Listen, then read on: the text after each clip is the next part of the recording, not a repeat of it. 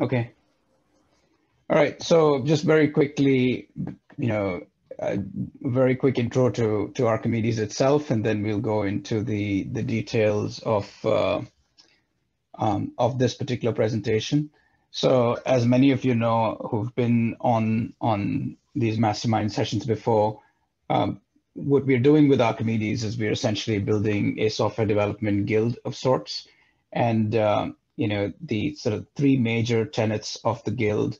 One is around decoupling income from geography. As many of you know, I'm definitely a firm believer in this idea that a developer's location shouldn't be the dictate of his or her value, and that's something that had been the case for a long period of time, is starting to change, but we're still at the very beginning of that change. You still do see a lot of disparities between what a developer makes in a certain part of the world, for example, from what he or she makes in a different part of the world. But as a guild, we are very much committed to trying to narrow that gap as much as practically possible, and be big proponents of that trend. The other major aspect of it is nurturing the excellence of our craft, and I'll get a little bit into that in our next slides. I'm going to skip it for now, but we'll come to it in the next slide.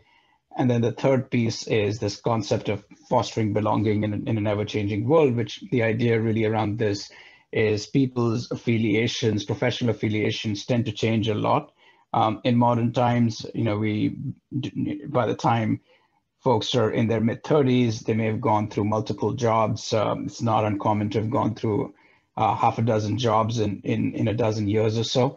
And in that context, you still want a sense of belonging beyond, to be honest, your full-time job, because your full-time job changes relatively frequently, and the guild is in some sense designed to provide you that. So, for example, we've had people that joined the guild, and when it wasn't even really like fully thought of as a guild, but back in 2017, that have been through 3 jobs, but are still very, very affiliated with what we do in Archimedes. Now, in terms of our focus areas, there are 3 major focus areas. One is engage, which is the ability for guild members to engage with each other. The other is grow, so the ability for developers to get better as they move through their careers. And to that end, we've developed this banding system down here where you can come into the guild as an apprentice all the way through to a guru. But one of the major things we're trying to work on, and we'll probably talk about in future sort of guild calls that we do, is this concept of trying to go from one band to another in as little time as possible.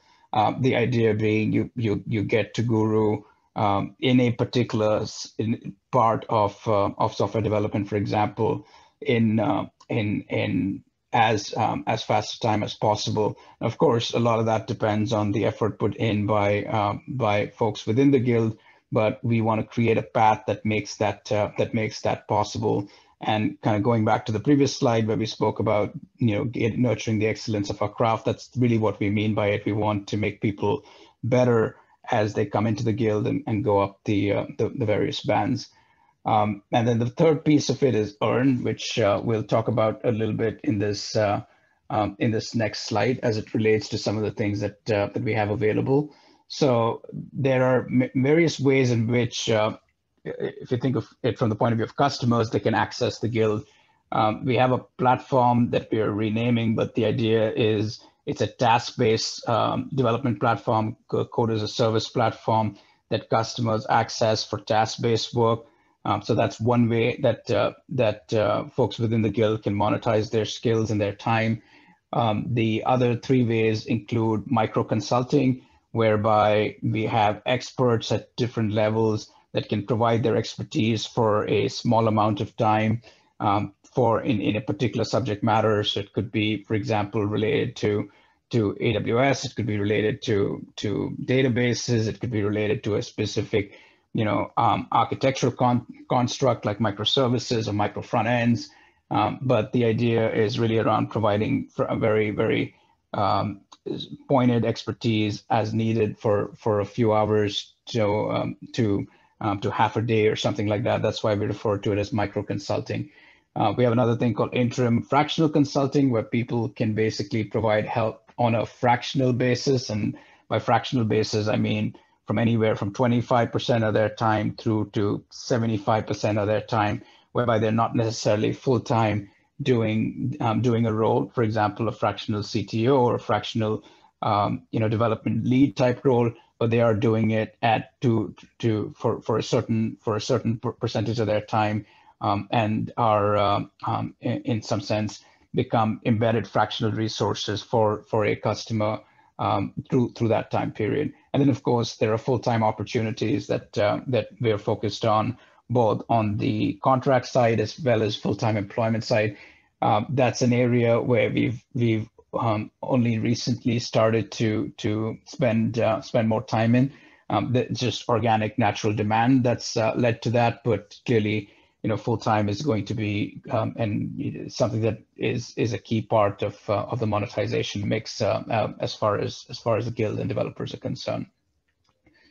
So going into this particular mastermind series, so one of the things we're doing as the guild is we are hosting these mastermind series of events. We've done this is our fourth event. We've done events in the past. We've done an event focused on micro front ends, which was the very first event. We did one on graph databases. We did one on blockchain last month, focused on Substrate, which is a blockchain framework. And we'll continue to do events on a monthly basis. And the audience for these events today is a bit of an exception, but in general tends to be people that are sort of engineering leaders and folks like that are interested in specific subject matters. And we have people that have deep expertise in those subject matters then come in and talk through it. And then the content is made available offline as well through various media. So coming to the topic of this particular event, the major focus here is managing remote teams and how to do so without micromanagement. So before I get into the nitty-gritty of this, just wanted to outline why I chose to speak on this topic as opposed to perhaps bringing in somebody else. Frankly, because it's an area that I have significant experience in. I've been remote for 7 of the last 10 years. I was remote for various parts of the 10 years prior to that as well. My career started at Accenture, and Accenture is a company that really doesn't have much office space. So to give you a sense, when I first started at Accenture, we had, I think, like 4 or 5 floors in a large skyrise in New York. But over time, that reduced down to 2 floors. And the reason for that is you largely worked out of client sites. And even if you had like a 4-day week where you worked Monday to Thursday at a client site, the Friday would be from home. Now, over time, that took hold, and it didn't make any sense for Accenture to really have much of its own office space. So it started reducing it really all over the world, particularly wherever they had consultants. Now, that's different when it comes to their delivery centers in places like India. But when it came to their sort of consulting organization, that trend was underway in the 2000s. And towards the end of the 2000s, we worked with as an independent consultant with various clients, and largely worked from home starting, I'd say, in 2010 or so. And I've worked remote either from home or from a co-working place for the most part through the entire decade of the 2010s. And when I say work from home, I'm not just talking about work from home myself or work from a co-working place myself, but also then managing people, managing teams that were in other parts of the world while executing various projects. So I have considerable experience in this space that goes well beyond the sort of the recent burst in remote work that we've seen over the last year or so. And felt it made sense for me to talk about this topic, both from the point of view of what to look at going forward, but also to contrast a little bit what remote looks like in a more normal context, frankly, than the context that we're experiencing remote in right now. One of the things that I tell people is that remote is going through what I think of as a stress test right now. And if it passes that stress test, it will do very well in the world that we come out of once COVID, for the most part, is behind us. And the reason for that is that remote in normal times is actually a much more pleasant experience than it is at the moment, in many different ways. And I can get a little bit into that if people want to at the end of the conversation. But yeah, I'll try to contrast what remote in a normal situation looks like versus what remote in the current context looks like, which many of you have maybe experienced for the first time. So the bulk of this presentation, I wanted to really talk about three major things, right? So there are, in my mind, three things that have to happen to do remote effectively, and the three things that that come to mind immediately, as far as I'm concerned, is one is minimizing communication friction. I think that's really critical. There are certain ways in which you manage remote work that are very different from the ways you manage work where you're working, in the same office, sometimes within the same flow and things like that, that have to be taken into account. And we'll go into how to do some of that as we look at as point number one. The other is time zone compatibility. This is an area where I want to do a quick demo of the HTime app that Sam, who's on this bridge, can also talk a little bit about. But really, the idea is to try and set up your teams in such a way that they are in compatible time zones, and we'll see why that is important as we go into that aspect of things. And then the third, and I think this is arguably the most important aspect of doing remote well, is managing results, not time, right? So a lot of times people, traditionally have gone into the office purely from the point of view of face time, right? Which is, I'm there and hence the assumption is I'm working, which is A, not a great assumption, but B, just not a great way of managing people, right? Like it's not ultimately an effective way of managing really anything at scale and in a manner that empowers the individuals. There's, in some sense, a very bad way of doing remote that we'll touch on as well, that some companies seem to have tried and adopted, particularly over the last year. And there are various reasons why we think that it's bad, but effectively what it comes down to is what they seem to be more interested in is managing time, not results, and that doesn't lead to a great remote environment. But before I get into this, just want to keep this a little bit interactive as well. But from the point of view of the audience, are there certain things in here that resonate, or certain things that maybe you thought you'd see that aren't in these three, what I call golden rules?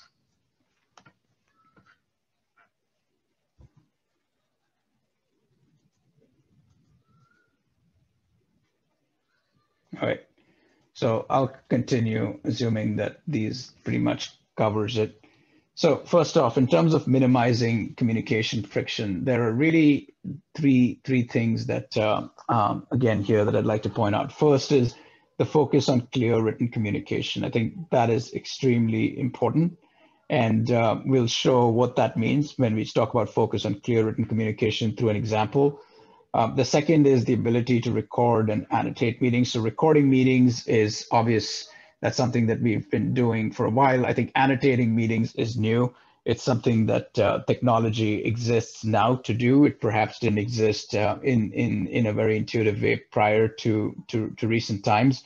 But that is almost equally as important, because that makes meetings searchable. That makes the ability to go through transcripts and things like that, much faster, and avoids this the need to basically review the entire recording in order to find areas of content that are critical to you. And then the third aspect of it is to honestly minimize meetings themselves. And we'll talk about the context in which meetings make sense and context in which meetings honestly do not make a ton of sense. So let's start off with decent written communication, right? So one thing that's very relevant to developers, of course, are user stories, right? So I'll talk about it from that context, but obviously this applies well beyond just user stories and things like that, right?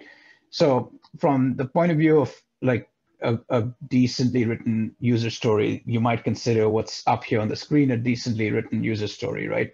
As a user, when I click submit on the landing page, if I'm on a landing page of the form, for example, I'm navigated to the first page of the intake application. My account is created in the background.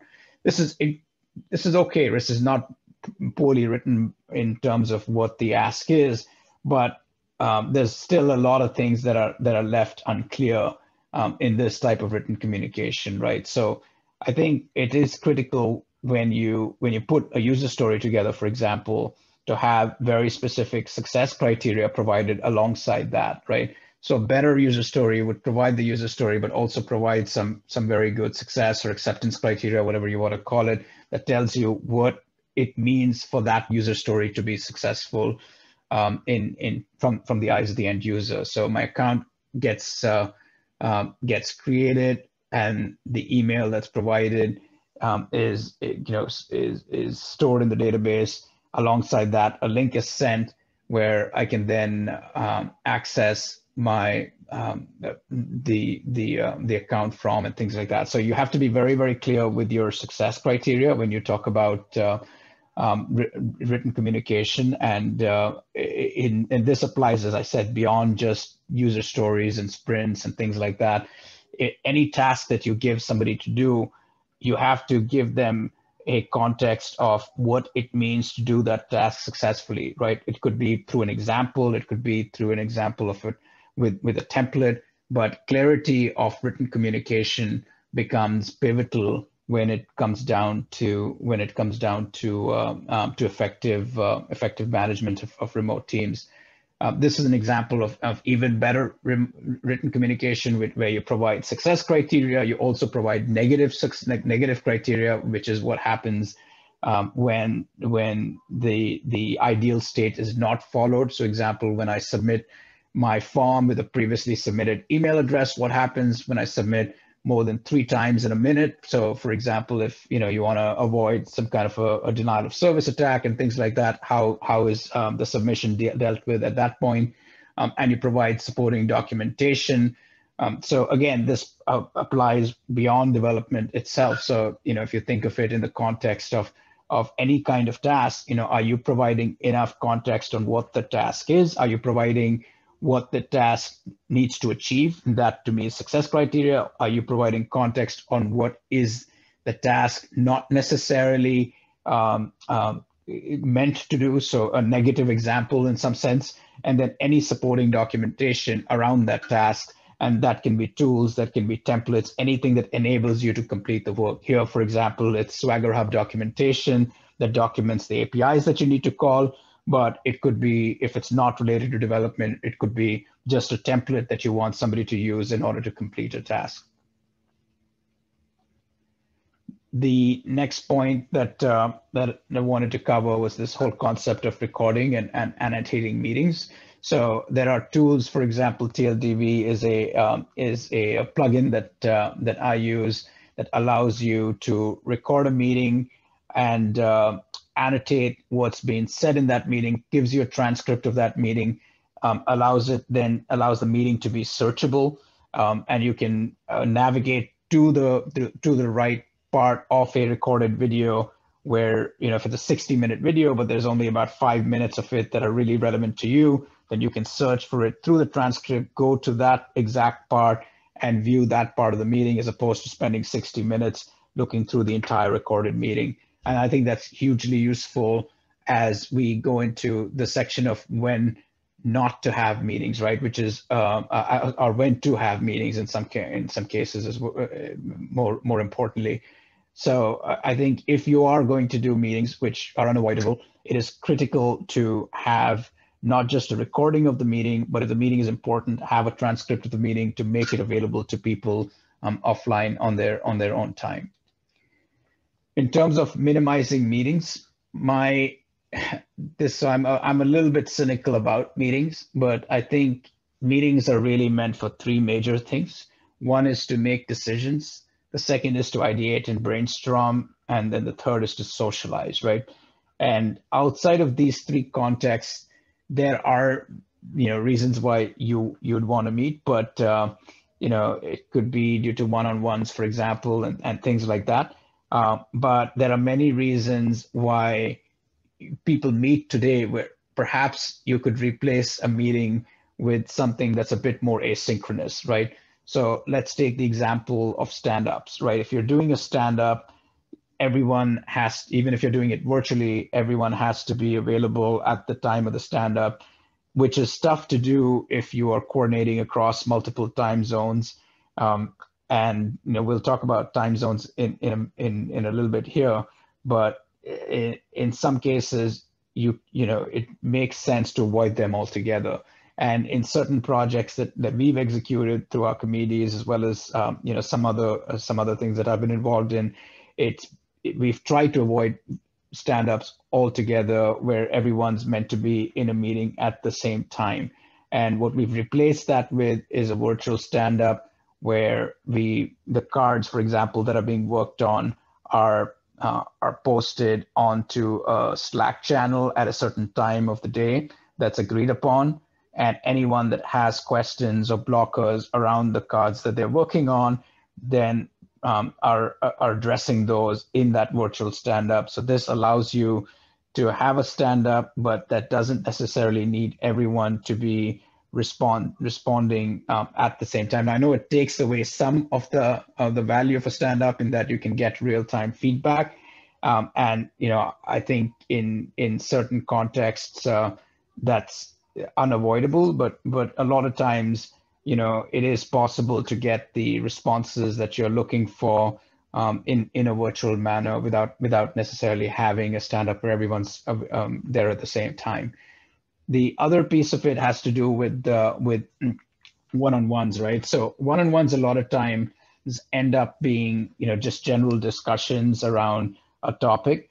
And while it is important to have one-on-ones for some things where it's literally unavoidable to meet, and I think even in those contexts, though, it is critical to have some level of written communication prior to the one-on-one, where when you do get on the one-on-one call, you are sort of making some decisions as opposed to simply talking through what the points might be. So as an example of that could be if you're doing a one-on-one, but you're providing feedback to a certain individual on your team, it's very useful to think about the feedback ahead of time, put the feedback on paper, figuratively speaking, allow the individual that feedback is meant for to review it, and then get on a call where you make some decisions on corrective actions, for example, or how do you improve. In the case of Archimydes, if you're trying to get someone from a coder band to an expert band, and you want to provide feedback on how to do that, spend the time writing about that, and then when you get on the call with the individual, you're basically agreeing on an action plan, right? You're making some decisions as opposed to sort of just having a discussion with a blank piece of paper, which tends to be much longer than at that point. And then feedback. So, for example, one of the things that we found very useful is this ability to record feedback through something like Loom, right? So if you want, for example, feedback on a landing page, it makes a ton of sense to use a Loom recording, capture the feedback in that Loom recording, and then post it, as opposed to trying to provide that feedback in a meeting. Again, coordination time required to get the meeting in place in the first place, and a lot of that feedback you can provide asynchronously through the Loom recording. So I think, again, there are ways to replace all of these things virtually in some sense, and it may not be a good idea to do it all of the time, but even if you can drop it by 50%, that's 50% less meetings, right? So I think having it makes sense to ask yourself when you are going to schedule a meeting whether it makes the meeting is absolutely required or not. Is there a way to achieve this asynchronously? And if so, the asynchronous path in my mind is the better path as opposed to the synchronous path, which requires coordination and overhead. And then finally, when you do have to meet, just make sure of these three things. First off, set an agenda, right? So don't get into a meeting without any agenda, and then try to wing it, because that ends up being not a very effective meeting in most scenarios. To managing the clock, again, being very cognizant of the time you have for a meeting and trying to stay within that time is critical. If you need somebody that's sort of the watchkeeper, that's ensuring that you are not going over for a specific topic, particularly in longer meetings. If you need to break the time down to 15-minute slots to have discussions in certain areas, making sure that someone's keeping a close eye on the time is critical. So if you are going to have a meeting, make sure you set the agenda, make sure you manage the clock. And this third point is really important, particularly as companies start to go into hybrid mode, right? So what tends to happen when you're in a hybrid situation, and I've been in this situation many times before, is let's say 50% of the team is on site, 50% of the team is remote. The 50% of a team that's on site, because honestly, physical communication is super high fidelity. Let's say they get into a conference room and they decide not to be on Zoom.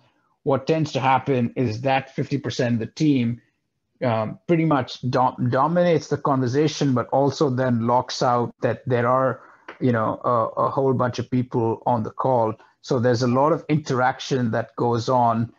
There's a lot of communication that goes on that may not be captured unless everyone is physically in the same room. So from my experience, what works in a hybrid situation is ideally, if possible, everyone taking, even if they are in the same physical location, to make sure that it's inclusively run, to take the calls from their own seats, right? As opposed to going into a conference room and then having the other 50% of the team or whatever percentage is remote feel left out, right? It's not great for team morale. It's not great for communication itself, because there are things that are assumed that people that are in the room understand that people on the calls just may not understand or be privy to, and it results in all sorts of communication friction. So in order to avoid communication friction in a hybrid environment, I think it really helps to continue to take the calls on Zoom or whatever else your recording software or your meeting software is, GoToMeeting, WebEx, Google Meets, whatever it is, right? But try to do it from the location that from your seating location, if possible, as opposed to doing it in conference rooms. And I know that it's not always feasible, but if you can again do it 50% of the time, that's more effective than never doing it, right? There are situations in which obviously meeting in a conference room and just getting everyone together makes a ton of sense. I think before we go to the time zone section, any questions so far on the parts that we've covered in terms of written communication, recording and annotating meetings, and honestly minimizing meetings?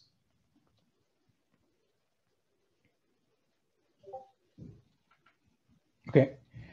All right. So optimizing for time zones, right? So in this particular context, I do want to talk about a few things, right? So first off, it is critical to optimize for time zones whereby you are trying to keep a team in this sort of overlap of plus or minus 6 hours, right?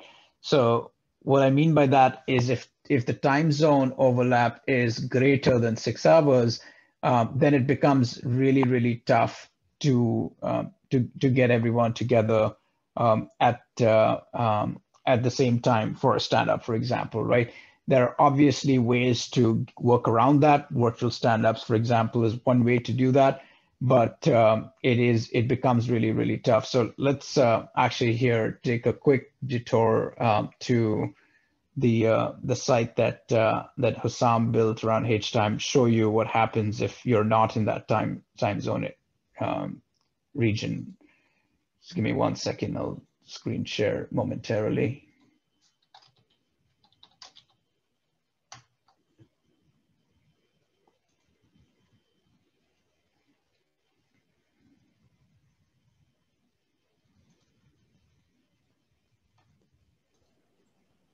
Sadeq, All right. also So, a question in the chat, if you can just see that. Yeah, give me 1 second.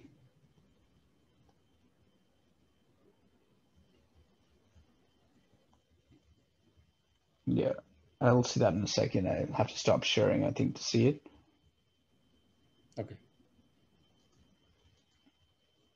All right, give me 1 second.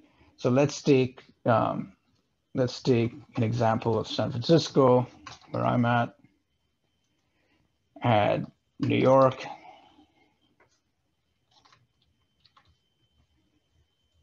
and Lagos.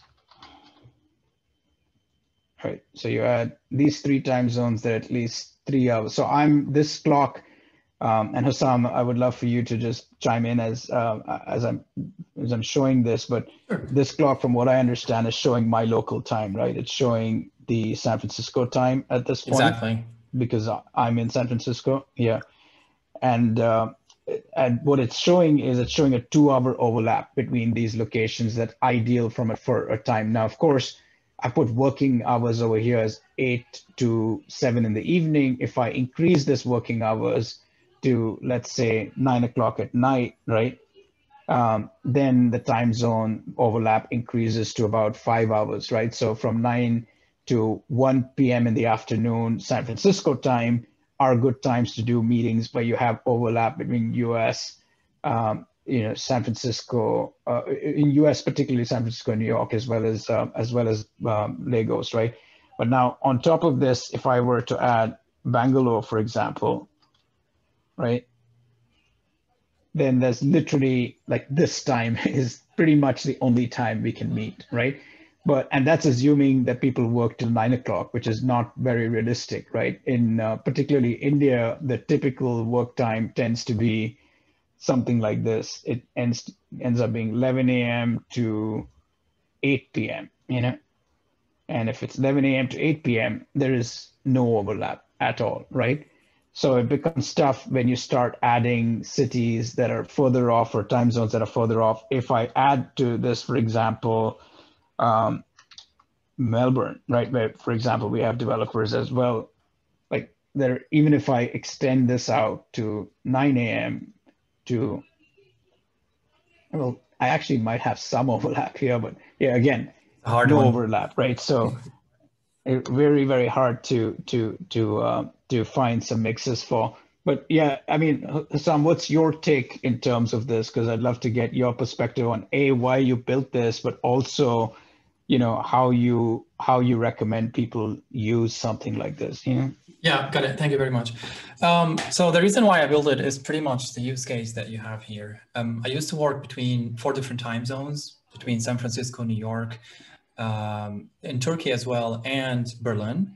And it was like a big problem for me all the time just to find the best time to have a meeting, like today, for example. And the reason why behind it as well, like it's hard to find a good time because there are a lot of variables there. Because nowadays, for example, you could probably use a calendar to find the best time, just finding the right block. But if you work with people, you don't have access to their calendars, which is usually the case when you work with different consultants, when you work with different companies and customers. So that was actually the main problem for me. And I just couldn't find a solution to find the best time rather than just Googling everything and then sending a bunch of emails back and forth. So I was like, well, we need to have a simpler solution to do this. And the idea behind the clock is to build a global clock for the world that basically unifies the time everywhere. And just like really quickly, the layer in the middle, the layer with the letters. So this is pretty much like a 24-hour clock.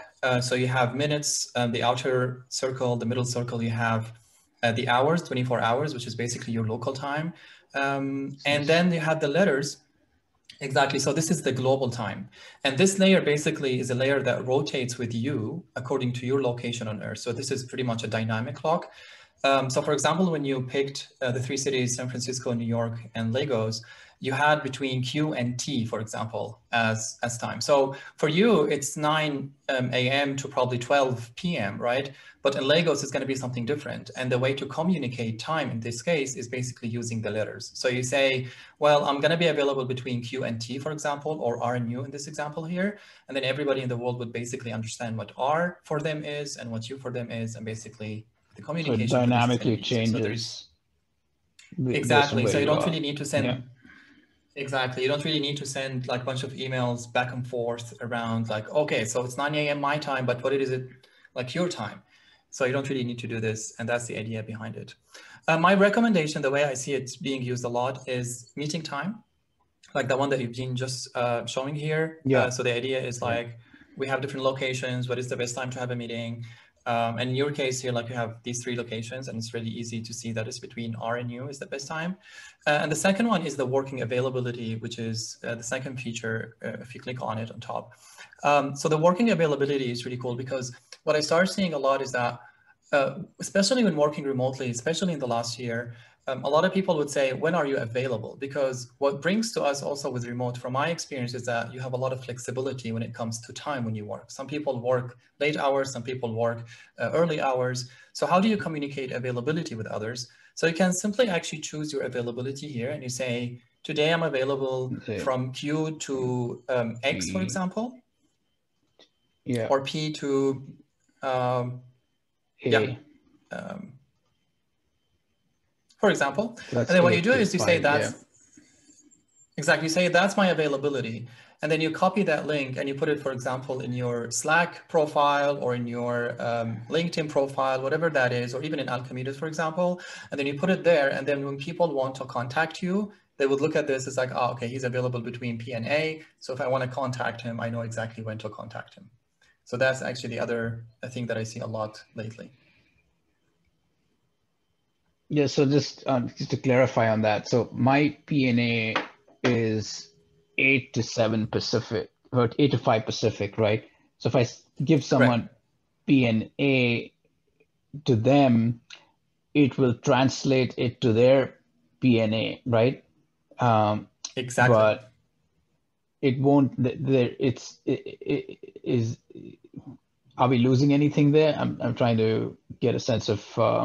Because their P, their P will be exactly what their P is at that. There's still overlap, right? It's exactly what it will. It's not going to be 8 to 5 for them. It might be a different. So it'll be, for example, for New York, P would be 11 a.m., right? And A would be 2100, right? Or correct. All right. So it'll adjust automatically. So it'll say, all right, so this person's available between 11 to 9 my time, right? Exactly. That's exactly the case. So that's why there is this extra layer with letters, and that's the layer to communicate time with others. So you literally just say, I'm available between P and A, H time, and then people would actually then translate to their clock. If you want to see a real example, like I don't want to take a lot of time here, but if you go to the location clock, the last one, this will show you the clock on that location if you want to understand how this really works. So for example, if you pick Lagos here, you will see actually the clock in that location. So as you see here, for example, for them now it's 5 p.m., right? Because now it's Q their time. It's also Q your time, right? But Q for you is 9 a.m. Q in Lagos is actually 5 p.m. And that's exactly the idea. So that's why this, again, extra layer in the middle with letters that allows you to communicate time and time zones with people. So you can think of it very simply. It's a unified time zone for the whole world that is expressed with letters rather than numbers. Yeah. Fair enough. So yeah, this is very interesting. I mean, I actually first saw this at the end of 2019, I think, when you may have released it initially, you know, and it has you've added a bunch of features to it since then. I'm very interested in this idea of moving to a global universal time zone in some sense. And I know that type of change takes a ton of time, but Exactly. yeah, I'm actually really looking forward to my move to London later this summer, because that's going to be sort of GMT time zone for the most part, and that's Correct. a really good time zone to be in, right? Because effectively it allows you to cover the whole world in some sense, from 8 a.m. London time through to 8 p.m. London time. You can get overlap from Australia, east coast of Australia, through the west coast of the US, which is why I'm excited. But time zone's extremely critical as you think of how you put your remote teams together. Yeah. Clement, I know you asked a question about how do you facilitate team building in an async manner. I will get into that in the next section. I'll talk through a little bit on that, but I think the major point that I want to sort of talk about as it relates to even that question right around team building is that's another reason why trying to get people within a decent amount of time zone overlap is important. And it doesn't mean then that you don't have sort of a global team in different parts of the world. It just means how you structure the team is important, right? So for example, the way we do it a lot of times here is it depends on where the certain aspects of the team are, right? So for example, if it's a customer facing part of the team, whether it's product managers, BAs, designers, as much as possible, we try to have them in one block of time zone. So for example, if the customer itself is based in Asia, then it makes sense to have the product manager, BA, designers in that part of Asia is of course huge, but in that part of Asia, but then the engineering focused part could be in a different sort of plus minus 6 hour context, right? So a lot of very common scenario here, and it's been common for years in consulting, is this concept where the customer facing teams, for example, are in the US, in maybe the East Coast, the West Coast, or across the US, and then the engineering teams tend to be in Bangalore, for example, right? That's a very common mix. But that's not necessarily the only mix. And again, it may not work in all contexts, but try to see if you can build a team in a manner where you have product management that needs constant interaction with BAs and designers, or even with customers in a time zone that basically is in line with where customers are, and then engineering can be in a different time zone. Ideally, you want everyone to be within plus or minus 6 hours, so your teams can work more effectively in some sense. But that's not always feasible. And if it's not always feasible, try to split it by what's customer facing, perhaps, versus what's not. And this is nothing new. This has been done for a long time in consulting, at least. And all right, so the other sort of major consideration. So this is the concept that I think, Clement, you were talking about, which is how do you facilitate team building, team morale, things like that, if everything is async, right? So I think my take is, and again, this is why it's very tough to do some of these things when in the current context, right? So what I mean by that is I'll take my own example. When I worked remote for 7 of the last 10 years, I think 5 of those 7 years, I still worked out of a co-working place, right? And that's actually where I met Clement, I think you, a long time ago, right? And that works out just fine. It gives you a third place to go to, right? Which is not home, which is not work where you have to commute an hour, but is close enough where you basically get out and have a space that's separate from either of those environments to get work done, and that you're comfortable with, right? Because not everyone's comfortable working from home. Unfortunately, due to COVID and the situation that we found ourselves in over the last year, it's been close to impossible to do this. That is starting to change in obviously the US, where things are starting to open up a little bit, but yeah, it's definitely not possible in all parts of the world still. But I think the one major thing you have to keep in mind is remote work is not equal to work from home, right? You can work from a third place, which needs to be kept in mind. So that helps from the point of view of just interacting with people and getting your social, building your social as well as your professional network. And you have to find the co-working place that best suits you, that best suits the team.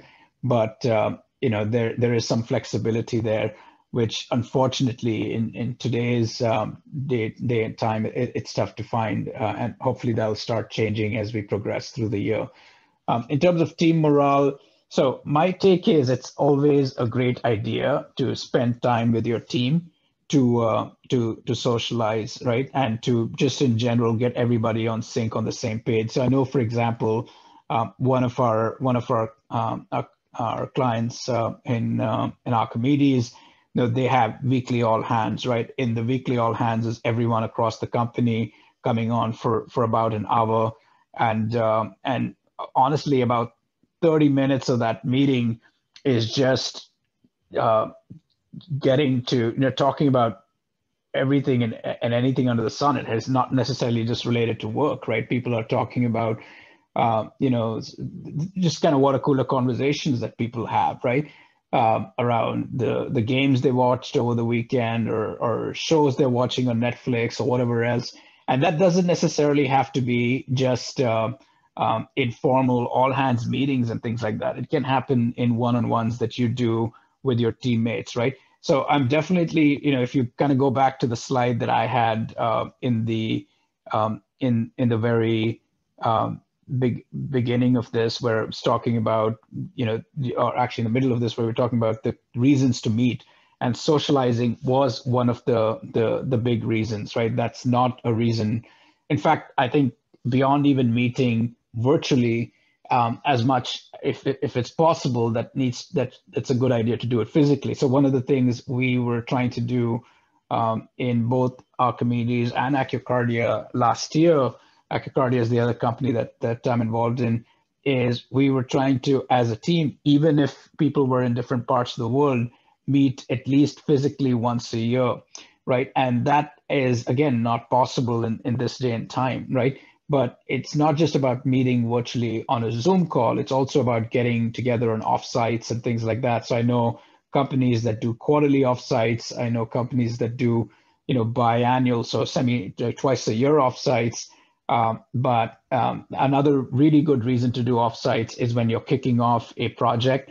So again, right now it's tough to do this, but if you're kicking off a new project, it would, it's makes a ton of sense to come together in one location, plan the project, make sure that, you're spending good amount of time during the day working, and in the context of something that's critical from a project perspective, but then in the evening, spending time just getting to know the team a little bit better, right? And the great thing about these offsites was say a traditional office environment is you can do the offsites in a way where people are removed from their everyday focus, right? So one of the things that we really enjoyed, and it wasn't just me, it was everyone really at Accenture really enjoyed this, is going to this. We had a training facility called St. Charles in Illinois, which we used to go to at least once or twice a year, where people would come together from different parts of the world,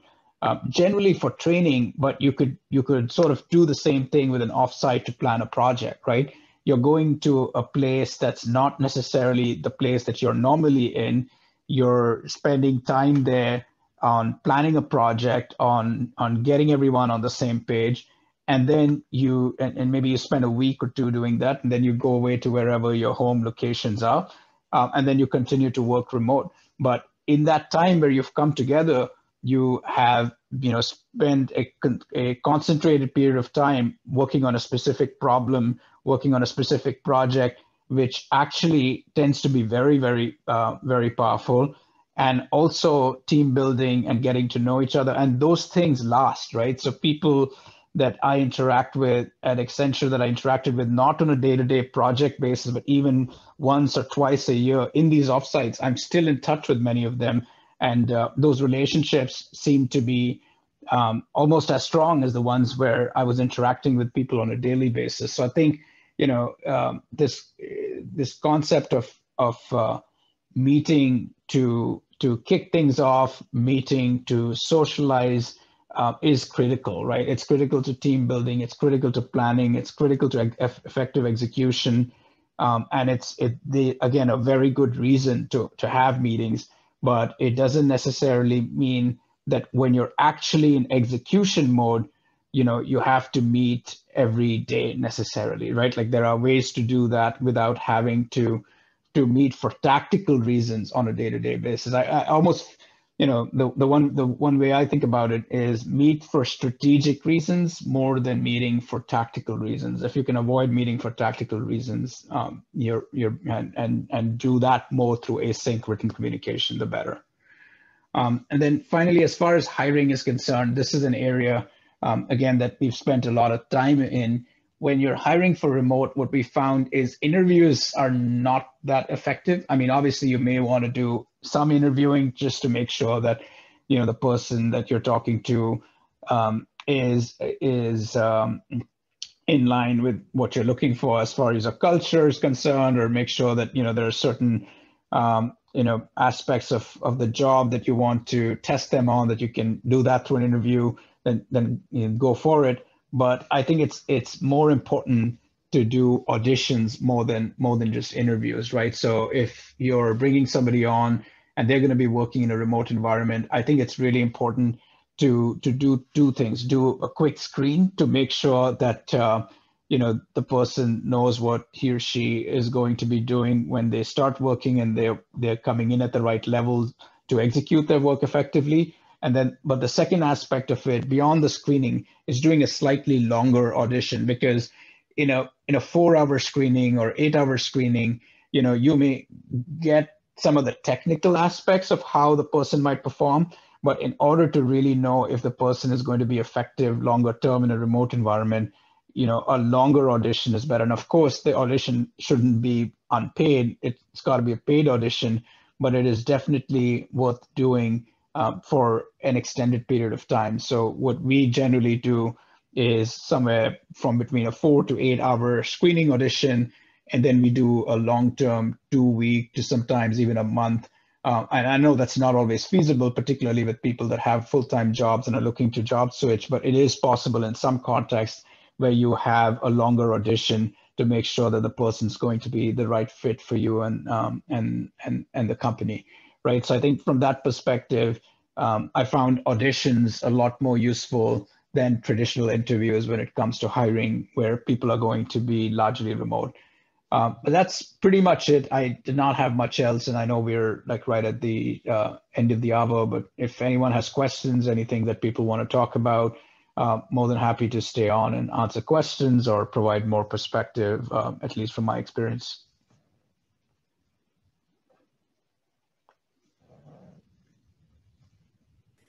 I have one question around, from my understanding, you mentioned something around daily stand-ups, and you try somehow to avoid them, not have a lot of them, for example. Like, how do you do, for example, let's say quick updates on things? Do you run all the time things async, or is there any other way that you prefer or that you should recommend? So first off, from my perspective, we actually try to do daily stand-ups. The only time we avoid daily stand-ups is if the time zone just doesn't afford it. Mm-hmm. The reason is obvious for that, right? Because it's just not convenient to do it. But is the question in terms of how you present a problem, for example, that you need to solve, that a stand-up helps with? Like, can you give me a specific example if possible? Yeah, definitely. So let's say we are building a new feature and we're in 3 different locations in the world, and we really want to have some kind of quick update on the solution. It's not really kind of saying like, that's my update. That's probably something you could do on a Slack channel or something like that. But let's say there is something to discuss really quickly on that daily if there is any blocker from another team member. So yeah, exactly. So how would you do that? To be honest, for us, we're trying to make it more like we have more daily kind of on a daily basis from the name, not really to avoid them. So from your experience, what do you think is a good approach here? Yeah, so I actually we do that all the time, right? So I just don't call it so from my perspective, that's just a quick huddle, right? That's not a stand-up where everyone from the team has to come on and be on at that same time. So, I mean, Russell, why don't you give the example of like yesterday with the Pedro solution architect, who I think is in Chile or something, and you're in Bangalore. So, you guys were having some time zone overlap issues, and how did you deal with it to close out the API specs, for example? Sure, Sadeq, I'll highlight that a bit. So yeah, so since I'm based off in Bangalore and Pedro's all across the world, right? Like really far away from me. So what we did was we had to find a sort of overlap in terms of his engineering team folks as well as him to give us feedback. So it was kind of important for us to communicate certain things, right? Some of the communication could happen asynchronously, which was fine, like through emails and Slack messages, etc. But when it came to certain aspects, it was kind of important that we all got together on a call, especially the engineering team, because we had a few stuff related to the API specifications that we had to lock down and move on. And I guess the fastest approach would have been like a face-to-face call itself. And so yeah, it was a little tough kind of finding a slot because I guess it's like a 12-hour difference, right? So that was pretty tough. But then eventually we did somehow get it done. It was a little late for me, but it was a little. I mean, early morning for them. But I think the thing there is it's a huddle, right? It's a three-way huddle between one person in Chile, one person in the US, one person in India, right? But which is still okay. But if, let's say, for example, the wider Archimydes team, which is all over the world, needed to be on, and the wider Canet team, which is in the one part of the world but still spread across different countries, needed to be on, and do that on a daily basis, that's tough to do, right? I think the huddle, which is more of a three-person huddle or two-person huddle to solve a particular problem or to agree on a specific or a spec or a way to approach a problem, that makes sense, right? And that's not always avoidable. But even there, I think what helped is, for example, you put the API specs together and you had some back and forth asynchronously prior to getting on the call to make some decisions. The call was still to make some decisions. It wasn't just to discuss what are all the APIs that are required, right? Correct. So we had all these documentation created upfront so they could go through it, just like you mentioned in your presentation as well, where they could go through it, understand it, and maybe consolidate some feedback, etc. And the call we actually got on was relatively short. So it was to the point and we got to the action items really fast and got through them quickly. So we basically closed it out really quick. Got it. Okay. Yeah, that clarifies it. Thanks. All right. Thanks everyone. And if there's no more questions, then we will end the call, and the recording will be shared offline as well. But if there are questions, feel free to email me or send me a message on Slack if you're on Slack, but or on Discord for that matter. But yeah, in general, the one thing I will say as a sort of happy note ending this is, if you've done well with remote work in this environment over the last year, you'll be just fine going forward as things get better and remote becomes more normal, where you can work out of co-working places, where you can go to a coffee shop and buy a coffee, or where you can, go to the gym on a daily basis. All of that makes remote a lot more, in fact, I would say pleasant than commuting 1 hour back and forth to work on a daily basis. So if you've done well over the last year, things will get a lot better. And even if you haven't done well over the last year and want to get back into the office, that's fine. But it's a personal choice. But at some level, think of this as being an anomaly in some sense of how remote work is generally done, and give it a shot, even when you go back to a more normal work situation, and see what you think. All right, thank you everyone, and we'll talk to everyone soon. Take care.